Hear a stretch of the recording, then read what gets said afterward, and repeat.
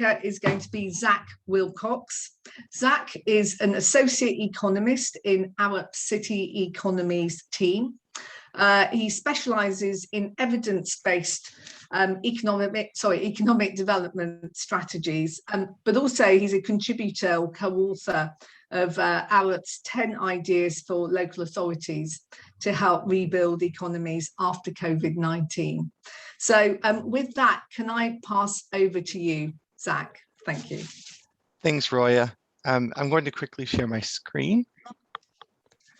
Thumbs up if you can see my screen. Great. As Roya said, I'm an economist at Arup in our city economics and planning team. I have really had a great experience working with cities and towns across the country on how we are adapting to COVID and how it affects our economy and our places. So that's what I want to talk with you a little bit about today. If my next works. Next, there we go. So first I want to talk a little bit about how retail and high streets are changing. And then I want to explain a little bit around how place and space need to adapt. And some of the other speakers are going to talk about some great examples of how they've overcome some of these challenges to do some really great and interesting stuff on our high streets and in the retail sector. But I want to focus a lot around how we develop a bit of pride of place as well, and what that means for our high streets and for retail. So to start off, I just want to say, high streets and retail are incredibly important. In the UK, 1 in 7 jobs are on high streets, which was actually more than I thought would be, given how much there is kind of out of town and other industry in the country. We also know that high streets are important because 40% of local spending stays in the local area. So buying local actually supports the local economy in a very important way. And also high streets are more than just kind of retail and buying and selling. 50% of buildings on high streets are residential. So there's a great mix of use of life in our high streets. But they are changing along with retail. We all know that the move to online has been exacerbated and accelerated through the pandemic. But even around the same time, we know that 75% or more of high street jobs are non-retail sectors. Recreation and culture have been the biggest increase in household spending between 2012 and 2019.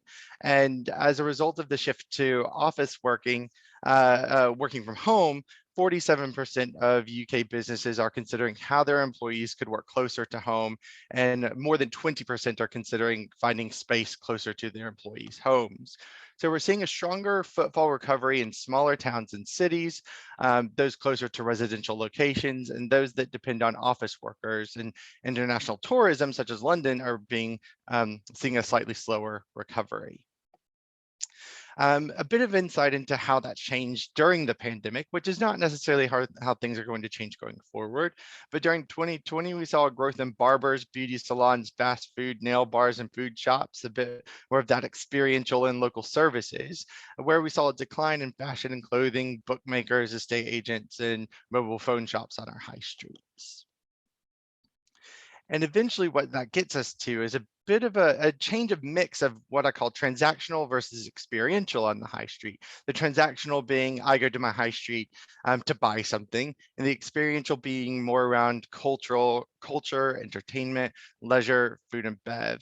And a lot of cities are already doing more to make their high streets more experiential. We see kind of more success around grassroots arts and cultural events, reflecting kind of traditions and local diversity. So in this way, our high streets are adapting to both support retail, but also diversify away from it a little bit. And the impact of the pandemic has been slightly different on different sectors. So on retail, we have obviously seen the decline in brick and mortar retail has been exacerbated and accelerated by the pandemic. But again, in office, part-time working from home now is almost the new normal. I told myself I wasn't going to say new normal anyway. But we've proven technologically and culturally we can make it work within many office jobs.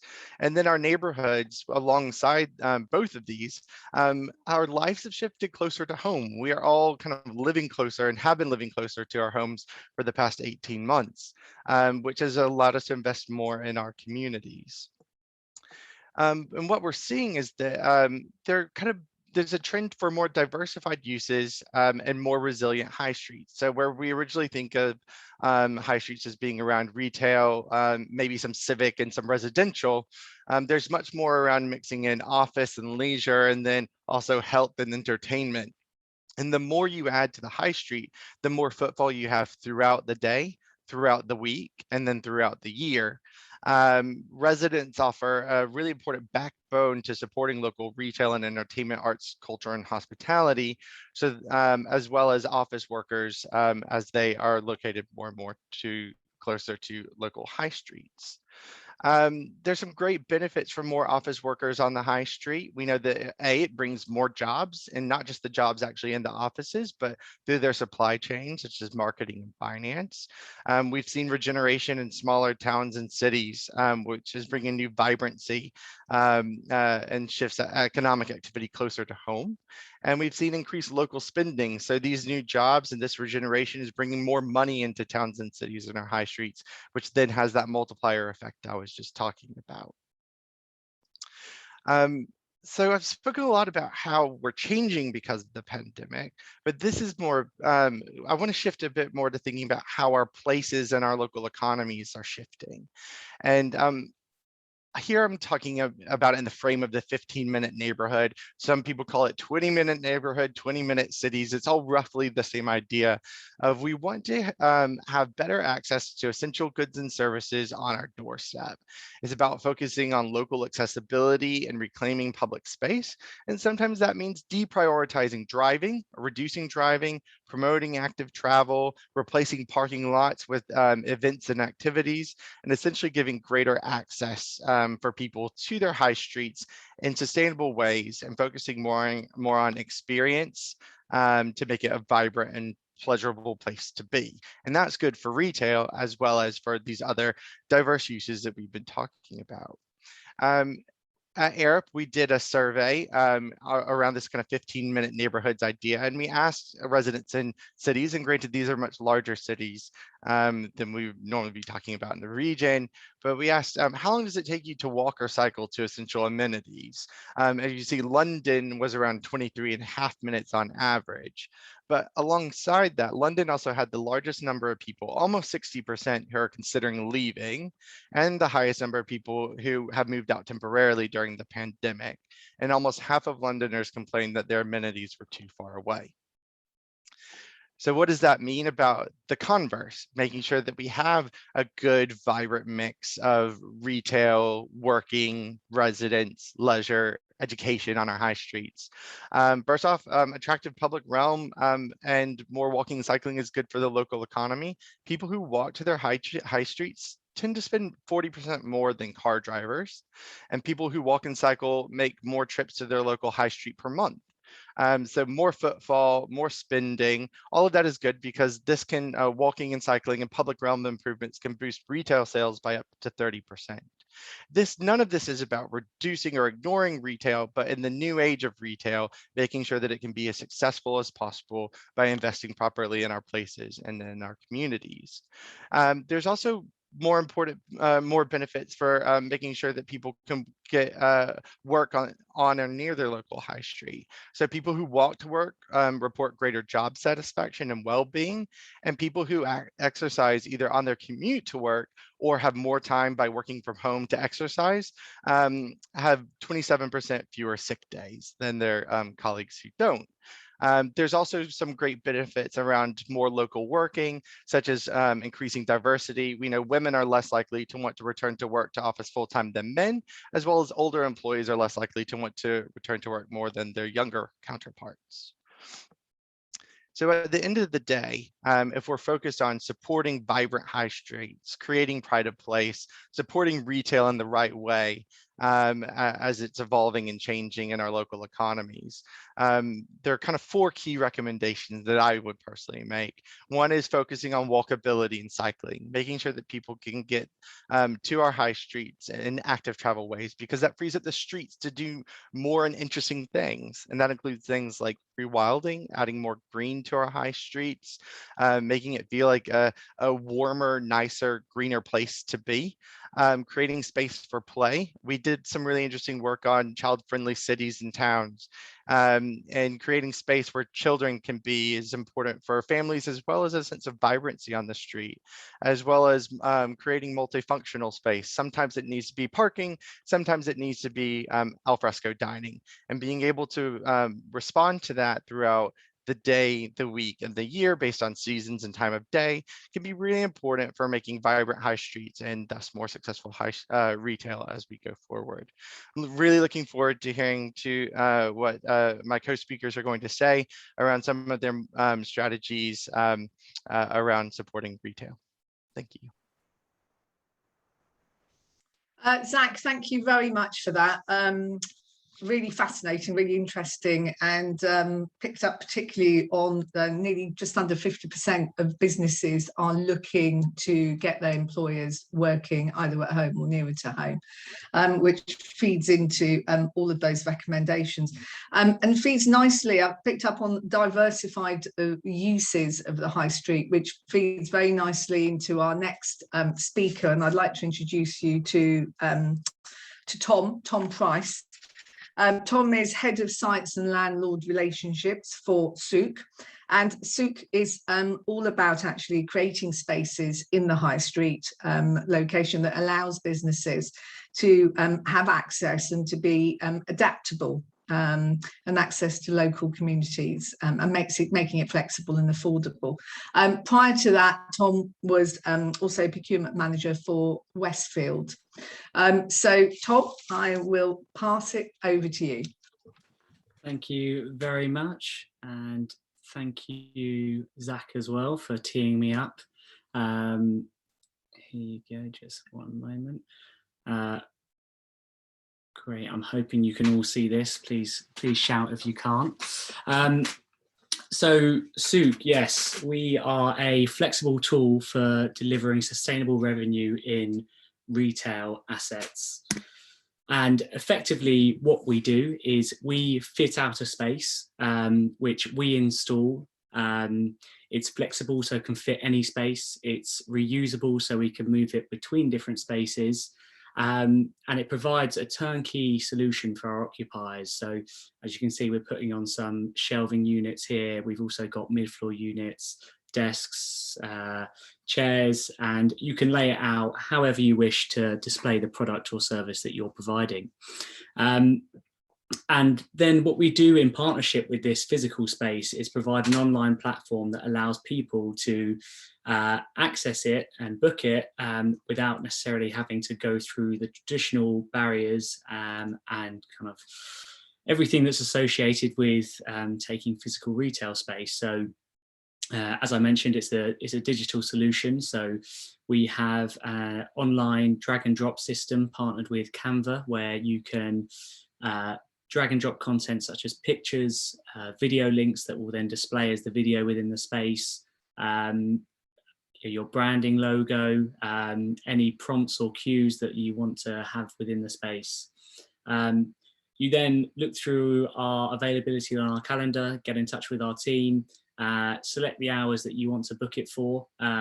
Generally, we find that people are going for slots, so whatever their peak is, so either a morning, midday, or an evening, or perhaps a full weekend if you're a traditional retailer. And then step 3 is actually kind of engaging in the space. So in the period that you've booked your space, your content will turn on. We have staff on hand that will help you lay it out to achieve your goals for the space.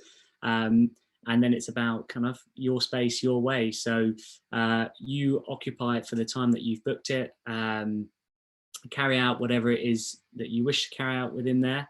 And we've had anything from kind of birthday parties to kind of upmarket clothing, kind of product launches, art, and so on. And then the final step is through Sook's analytical systems is to review your occupation. So if you had specific targets set out before, whether it might be driving your social interactions, if it's kind of a pure economics and you will need your sales to outweigh the cost of the space, then whatever it is your objective was for the space, we provide you the analytics to support that it was a worthwhile venture. We see ourselves as the only full service solution on the market at the moment. There are providers of space out there, whether that be through kind of an agency model, where we've got quite a few in that area with Appear Here and Storefront and so on, but they don't provide a full service all the way to a turnkey solution. So we've positioned ourselves kind of in the top right, highly digital, highly serviced, so we can differentiate ourselves from anyone else in the market and actually provide access, even though it's available, provide access that's also affordable, because you don't have to invest in a specific fit out, you don't have to book it for a minimum of a month, you can take it on your terms. Sorry.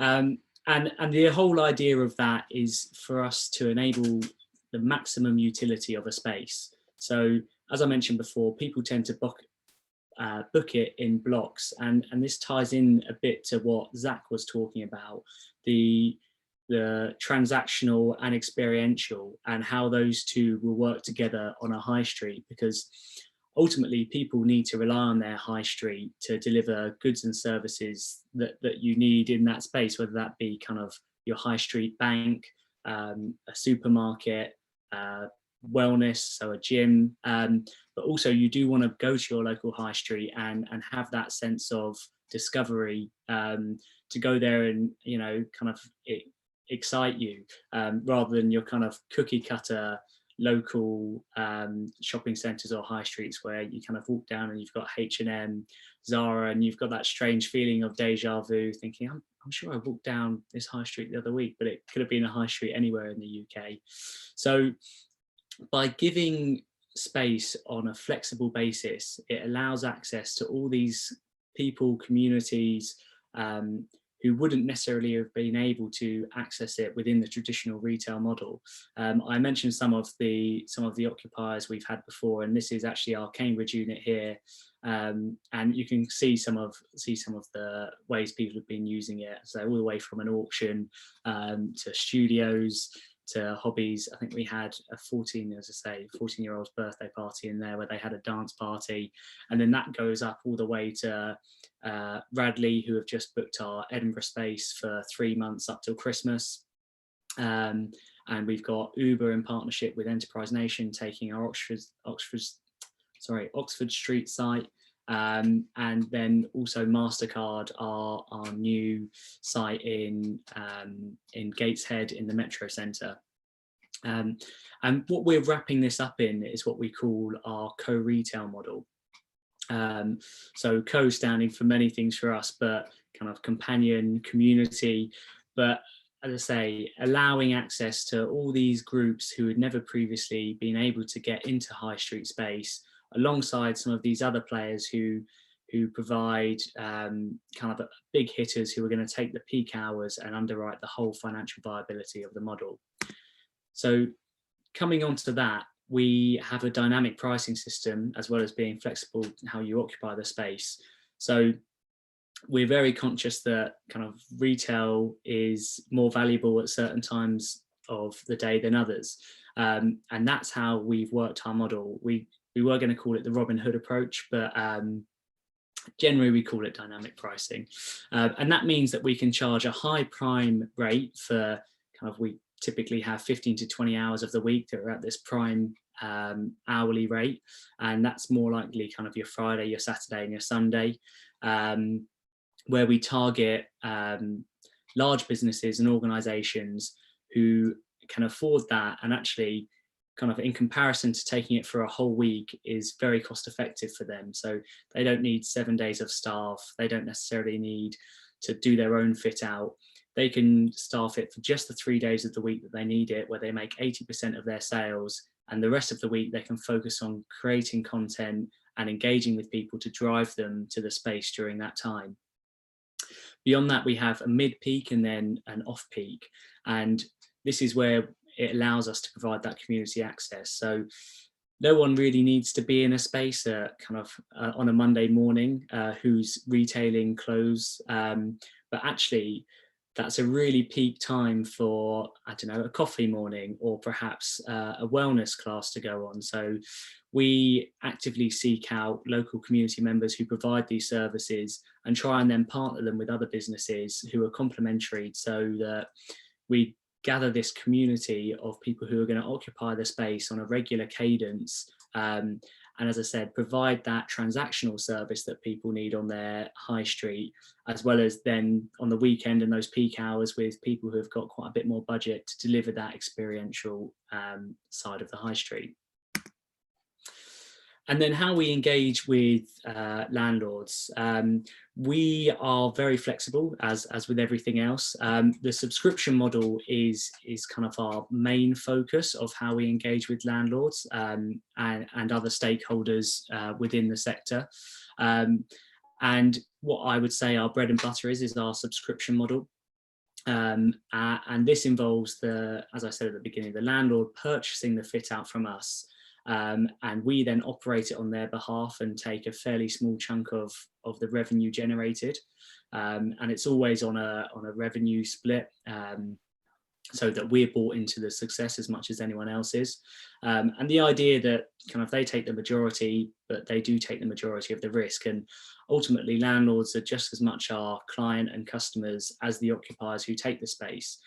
And one thing that we're really conscious of is that any solution for the high street has to be commercially viable for the landowners. So as I mentioned, this is our bread and butter model, but as we're starting to become a lot more confident in the sales we're generating, we're actually starting to think, we almost want a bit more of the pie here. So we're now looking at various models. So we can say to a landlord, you make the decision, this is how we prefer to operate on the subscription model, but if we're comfortable that the sales are going to be there, we're actually open to taking a bit more of the risk, but obviously in return then we expect more of the revenue share that's generated.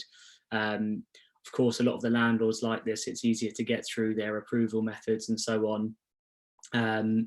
And ultimately for us, the direction that we're moving, being very positive in terms of our sales, also works very well for us.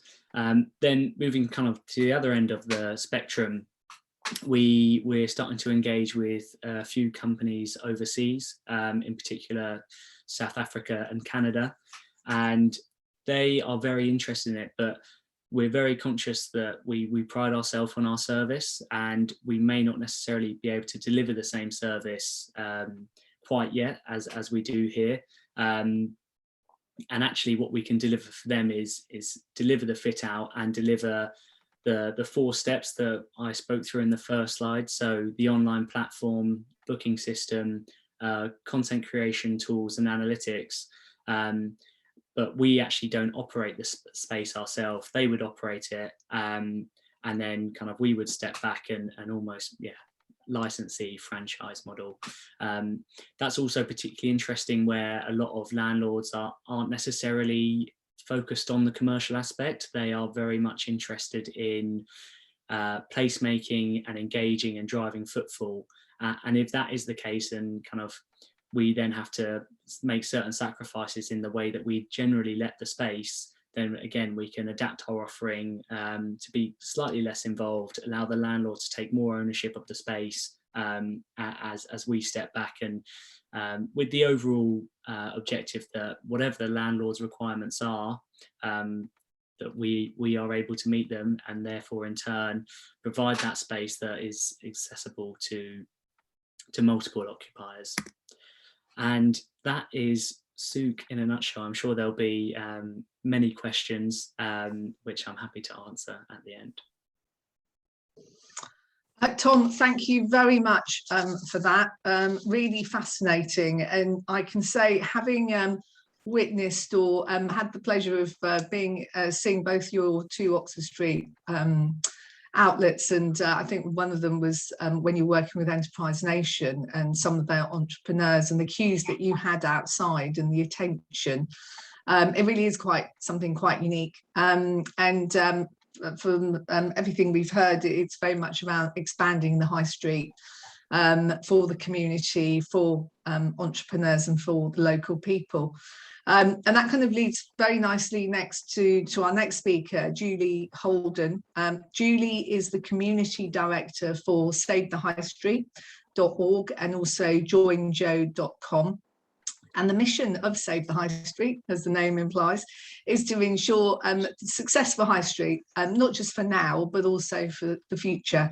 So that sustainable piece is absolutely vital in that. Julie previously led the membership team at the British Independent Retailers Association and also worked for 9 years with retail giant Sears PLC. So over to you, Julie. Thank you very much, Roya. I've just shared my screen there. Hopefully you can see that okay. So yes, as Roya mentioned, I'm Community Director for SaveTheHighStreet.org. In terms of who we are, we're ultimately an industry movement, and we're on a mission to just ensure the success of high streets across the UK. And how we're doing that is through running a number of initiatives, a series of initiatives with a whole range of different stakeholders. So that includes local authorities, business improvement districts, local champions. We're working with landlords, property developers, a whole range of different innovators across our high streets, and really much more than that. We're focused around the transformational aspect of growing and developing our high streets and our local communities. So some of these initiatives may be, for example, business support programs, and we'll sort of cover a little bit more around business support in a little while, and empowering local champions so that they feel like they can actually make a difference in their own communities. A whole heap of projects that we're working on where we're connecting groups who can actually make a real difference. There are initiatives around repopulating vacant units, and pretty much every space has got vacant units. It's quite interesting, really, because Zach and Tom have both sort of touched on the importance of mixed use of space, and you know, the ability to try different models. There's a lot of projects that we're working on. In fact, you know, there's one where we're actually piloting in 6 different shopping centres, looking at finding the next entrepreneurs that can fill empty units in those places, and also plans around reimagining department stores. I mean, department stores were the anchors for our town centres, and now, you know, if they're empty, they're being, you know, it's really quite a problem for us. So, yeah, lots of that sort of stuff going on, really. We've also been doing a lot of research from the ground up, really, from the bottom up. We've been, for example, last year we researched 1,500 businesses about their views and their opinions of what it takes to succeed on the high street during the pandemic, and taking account of the changes that are taking place. I know from my time working with the British Independent Retailers Association, and I was there for 5 years, the demise of the high street, the difficulties are not because of COVID. They were already happening. I mean, our organisation was formed in 2016. We have a manifesto. We've got a sort of a core set of the pillars that we really have identified as being the most important aspects of building and growing and developing the high street. And we will talk more about the success of the high street later in this conversation, I'm sure. But to a certain extent, in order to sort of save the high street, we're going to have to look to shrink it. You know, we're going to have to change some things, and looking really at the spaces and the use of that space. One of the key things that's important to us is making sure that we've got the right businesses doing the right things. You know, in places. I mean, you can have the right business doing the wrong things, and you're not going to have a successful high street. So really touching on some of the business support services that we're providing. As I mentioned, you know, we've done a lot of research. We've found out what are the interventions and initiatives that businesses can be looking to do. And we're delivering those with local authorities very often in structured programs of support that look to identify a business's goals. What is it they actually want to achieve? And then we help them to do that, and we utilize our very unique platform called Joe. Joe contains a number of very much tried and tested ideas and support around implementing those ideas. So every business ends up with an action plan to achieve their goals, and collectively, you know, one sort of small change, one different idea at a time, helps those businesses to succeed. So we're working really on sort of different models of support depending on the goals of either the goals of the business or the initiatives that the local authorities and places want to achieve. And we're seeing some great successes. We've been working in a lot of areas across the UK, delivering various programs of support. I mentioned about the initiatives for landlords as well, and you know, those have been working very well for us. Landlords have got a vested interest in businesses succeeding. If the business fails, then the landlord, you know, gets nothing. If the business can succeed, then you're into a long-term lasting relationship where everybody benefits. So yeah, we've been looking at a whole raft of different programs. We've been working on initiatives. We're looking at high street plans where we're working very much as a collaborative group. We've got our wider network at savethehighstreet.org. We've got a network of high street advisory board members. So it's not just one head on a problem. It's a collective community looking to really get to a very granular level of support. And one of the things about the support is that it's done in a way that embraces digital technology.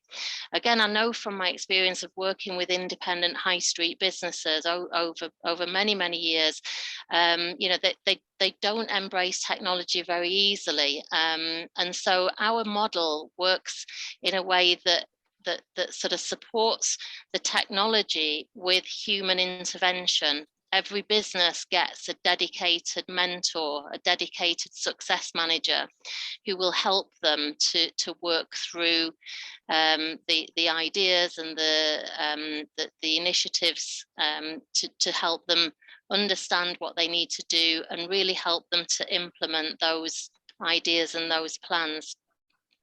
So the sorts of goals that people may want to achieve can be around either business growth, around sort of diversifying and adapting their business. We've seen an awful lot of that during the last sort of 2 years, where businesses have realised that, you know, what they're doing is no longer massively in demand on their high streets, and so we've been looking to implement changes.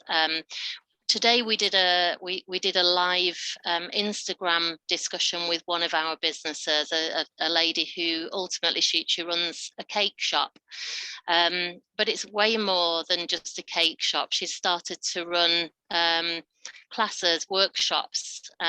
She does some virtual stuff, but she does some face-to-face workshops as well, really helping to support her local community. And diversifying the business model. We've seen people look at initiatives around sharing their space. You know, there may be an evening restaurant, and then they've been able to share their space during the day and make available their kitchen to another business who can then provide another service during the day when that sort of unit is no longer isn't actually used. We see goals around the increase in digital and social, really massive for the high street.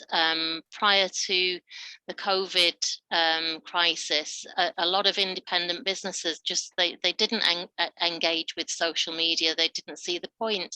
I've had conversations with businesses where they go, "Oh no, I know all of my customers. You know, they're all going to come back. They're all going to come in. I'm going to see them every week. I know who they are. I don't need social media." And then suddenly they find themselves closed for months on end, and they've got no way of connecting with their customers. So we're working with businesses to help them to understand, why is it important, how can they do it, how can they make it work for them, and ultimately looking at collaboration as well. You know, the ability to work together with neighbouring businesses, to work as a local community, embracing what the local authority can do, what the business improvement districts can do, what other community groups can sort of add in. One of the initiatives that we're working on is with a local traders association that we've helped to set up completely from scratch. This is a group up in Highton, part of Knowsley Borough Council. The council were quite keen to really engage with the trading community and consult with them, but doing that with a whole community of traders is very difficult. So we set upon a task to really look to the traders and find who were the people that really wanted to be involved. And we went through a process of engaging with those businesses, identifying key individuals. We've now got a very active traders group who will meet with the council, will give honest opinions to the council about things that are working, not working. In fact, I was just there yesterday with the group, and we reviewed a set of summer events that the council had put on. Footfall, something that's been mentioned in this session already so far. I'm sure we'll talk about it again in a little while, but the council put on a whole range of events to help to drive footfall into the town, and that was massively successful. Footfall was higher than pre-pandemic times, but not all businesses knew what to do with that footfall. You know, they kind of expected that their takings would suddenly double, and that didn't happen. So we're now looking at identifying how can businesses really leverage those opportunities, and sort of look to turn that additional footfall into money through the till. So yeah, some really good tangible ideas and support that's available. We also, one of the really important aspects of what we do, I mentioned about the technology about Joe. What the Joe platform does is it makes the delivery of business support much quicker and much wider reaching at a much more affordable rate than could have ever been imagined, because it's very low cost, but it's very high impact. And what the Joe platform does is it dovetails whatever else is happening in a place. We go through an experience of discovering everything there is to know about a place. So any other support, any other interventions, and then we develop the program to really showcase and support, really pinpoint and signpost to all of the different elements of support, and we can track and monitor. There's data behind everything that we're doing, so we can very easily share with the local authority or the place manager exactly who's interacting, what is it about their business that they're struggling with, where do they need extra help, and as I say, every business comes out with a plan. So yeah, that's pretty much what we're doing, and we're doing that, as I say, on a national basis. So be very happy to sort of answer a few questions as we go through the next phase of the discussion, Roya, if that's okay with you. Yes, absolutely, and thank you very much for that, Julie. Very comprehensive on there, and we have now very quickly got to the question and answers. We've had one or two questions, and we've had some questions prior to the seminar as well. So, however, please do feel free to add some questions there. We have just under quarter of an hour. We've got quarter of an hour to go through those. So I'm going to start off with a question that Susan actually asked earlier on, because we've heard a lot from all three speakers, and how actually each of your services really fit very nicely together in that. But the question, obviously, the big thing on everyone's tongue at the moment is very much around sustainability and the green economy. So could I put that to each of you to ask, how does that fit into each of those areas that you're focusing on? Zach, as part of your review and strategy development, can I put that question to you first? Yeah, great.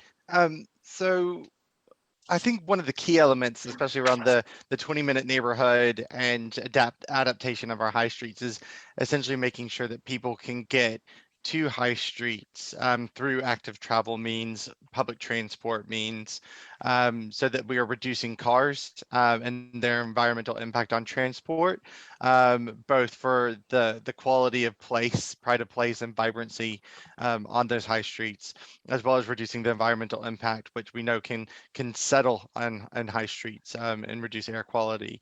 So that is one key element, is making sure active travel and public transport to our high streets and town centers is key.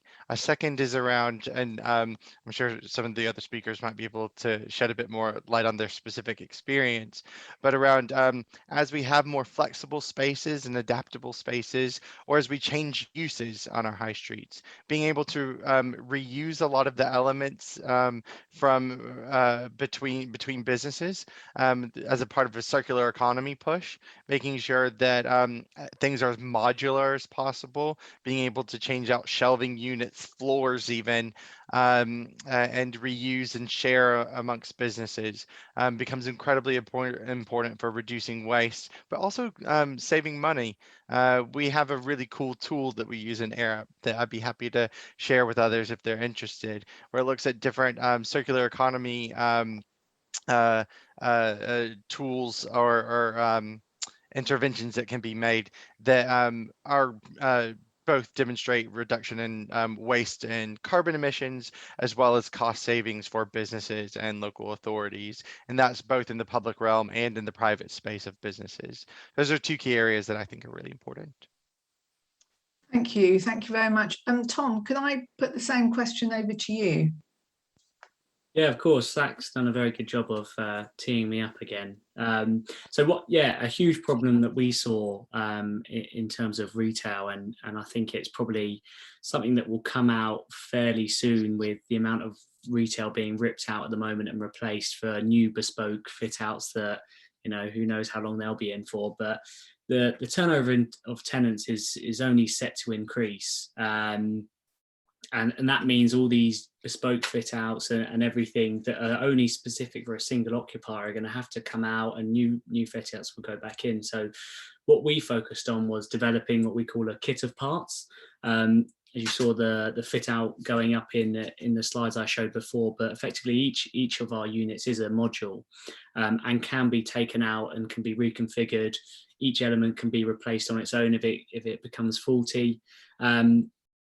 And then not only that, the whole system is reusable again.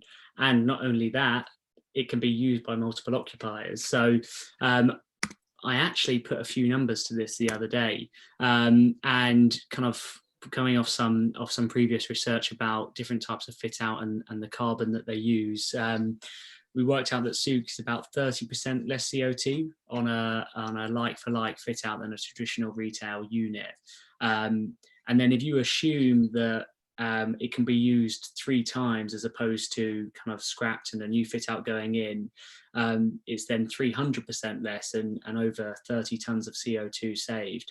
And then when we were looking at it in terms of, actually, we've hosted across, this was towards a few months ago, we hit over 100 occupiers, but kind of taking a conservative approach that we could host 50 occupiers in a 3-year life cycle of one of the management agreements we do. That's then over 700 tons of CO2 that we could save just by hosting multiple people in a single space, and also then reusing that space multiple times. So yeah, I think when I get a little bit frustrated because a lot of my team and landlords sometimes say to me, oh, why can't we use like a recycled board at the front of for our units? And for me, it kind of misses the point of this huge element of actually, just by not producing any waste, it's by far the biggest impact you can have. There are small wins in kind of recyclable material, but unless you start looking at, as Zach mentioned, circular economy and the whole life cycle of materials and the way we operate spaces, recycled materials is scratching the surface, really. The impact is really around how it's operated and the life cycle. So that's Sook's bit on sustainability, and kind of we're trying to develop as much as we can to be as flexible as we can to host as many people as we can. That's excellent. Thank you, Tom. And yes, circular economy is very much the route at the moment, and that life cycle of materials is fascinating. But Julie, any thoughts or input into that? But generally, but also particularly, you were saying that you're working with so many retail businesses and putting together growth plans and getting lots of insight from them. So anything from that perspective as well would be really interesting. Yeah, sure, Roya. The sustainability is often one of the important factors when councils are putting together their wish list, if you like, of the support programs that we're working on. And so initiatives such as sort of click and collect and last mile logistics, being able to actually try and cut down on carbon from that perspective, and also looking at the actual trading methods that people are using. So one thing that sort of springs to mind, if we were working in Waltham Forest recently, and there's a business there, and she wanted to try and cut down on packaging. So it was sort of really important to this business owner that she wanted to really try and cut down on packaging. And she had the idea of introducing some sort of refill stations, but the cost of doing that was going to be really quite prohibitive. But we managed to sort of put them together with a business who ultimately do a kind of, a pay it forward type scheme. It's called Our Pledge, and basically the local community pledged money to enable this business to be able to actually invest in refill stations on the basis that they said, well, if you do that, we'll spend X amount of money on that product. And it was a huge success. I mean, they did it, they got at least double the amount of money they were looking for to be able to actually do that. So it meant that they could do a much bigger job and a much better, got a much better result from that. So we've got quite a few, similar examples. I gave a couple of examples of shared space. We're doing quite a lot with landlords around, initiatives to share, have mixed use space, and repurposing, for example, old department stores where, we're able to put some retail on the bottom and look at mixed use space in the middle and residential on the top, and really keep it as a very much self-contained area.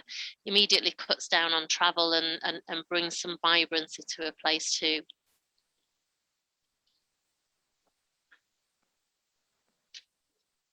Thank you very much for that. We've covered quite a lot of different areas, and between the three organisations, actually the word collaboration and community has come up quite often. And I can certainly see lots of ideas here, lots of initiatives and opportunities for both businesses and local organisations and councils to really run with some of these, some of the things that you're all doing. I guess what might be useful is to get a feel from your perspectives.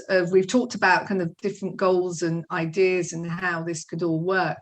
So as a business, if a business here, if they were to go, right, okay, there's some actions here that we can take, what would be perhaps, I don't know, the top 5 or top 3 actions that you would recommend for them to take forward to be able to adapt and recover? I think it was Tom might have mentioned, we talked about, sorry, it might have been you, Julie, about return of investment, because obviously a lot of the businesses have been closed. Focus now really is about recovery and recovering some of that loss. So can I throw over to you any kind of short-term but also more long-term support or suggestions? Who would like to go first? Julie, you're talking, so I might throw it back to you. Yeah, absolutely, no problem. I mean, one thing, as I say, we mentioned already that COVID has just accelerated some of the problems that we were already experiencing. So I think one of the key things is being open to the fact that things need to change. That the high street will still be here, but it'll be different. And really thinking about, how they can differentiate what they're doing and how they can get support around differentiating what they're doing, and looking at the sort of the core aspect of value. Is it around convenience, or is it around service, or is it around the experience? Because if it's just about a commodity, if it's just about retail and all they're doing is selling something that can very easily be sort of found and sourced, found, purchased online at a cheaper rate, that's not going to work. So there's got to be something more. I think that's one of the key takeaways really, is thinking about what is it that you're offering that's more than just the commodity at the price. I think that's my starter for 10. No, that's excellent. Thank you very much for that. Zach? Yep. So I think my top 3 would be first, to talk to your community and your customers and find out what they want with their time, not just with you, but on your high street, because what you want is them to keep coming back, and not just for you. They could come back for another reason and then happen to spend time with you in your business. I think the second is to partner with your local council, find the common ground of how you want to bring people back to the high street and what you can both bring to the table for making that happen. And that can be talents or money. And then I think thirdly, partner with your neighbors to help curate the space. So if you know what the council want to do here, you know what the community want, then think about how you can come together to make sure that this new diversified uses can find a home on your high street and next to you for everyone's mutual benefit. Fantastic. Thank you for that, Zach. Tom? Well, of course, I'm going to say invest in a Sook. No, I think what specifically we have learned is that if you provide the access, then actually people are very ready to do all these things. So I think kind of, and obviously there's many ways it can be broken down. And as I mentioned in ours, we feel like we're trying to provide a model that kind of appeases landlords and also our occupiers. But for us, it's all about that access point, and also it being flexible. Where we've had, for example, as I mentioned, we opened our Metro Centre site with Women's Business Station, and they'd just taken our St James's Quarter unit for 2 weeks, putting in some of their network of, it's basically a platform for female entrepreneurs who have started out businesses. And they gave some of them 2 weeks of space in there alongside others. And actually they found that a lot of them thought it was too stressful, and actually it took too much time away from them having to run a business. So kind of, as much as people do want access to physical space, allowing it to be on their terms is super important, because running a business these days is very challenging. So whatever can be done to make the space as flexible and accessible as possible, I think is key. And I think with that, a lot of the other things come quite naturally. No, that's fantastic. Thank you very much. I've jotted down to be make sure that it's flexible and on their terms. And experience, Julie, was what you were talking about, and Zach, absolutely, it's about talking and finding out actually what the community wants, and then having that flexibility.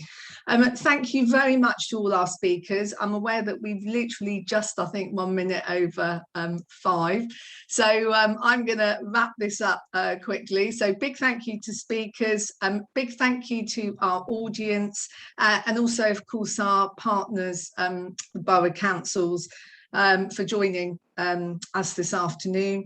Just a quick reminder of 2 upcoming Business South events. We've got 30th of September, very relevant to what we're talking about, the Local Produce Trade Show, which is going to be in Southampton, and that's a physical event, and that's for suppliers and buyers. And 7th of October, the Regenerate South annual conference in Bournemouth. So thank you, everybody, and goodbye. Thank you. Thank you. Thanks. Thank you. Bye-bye.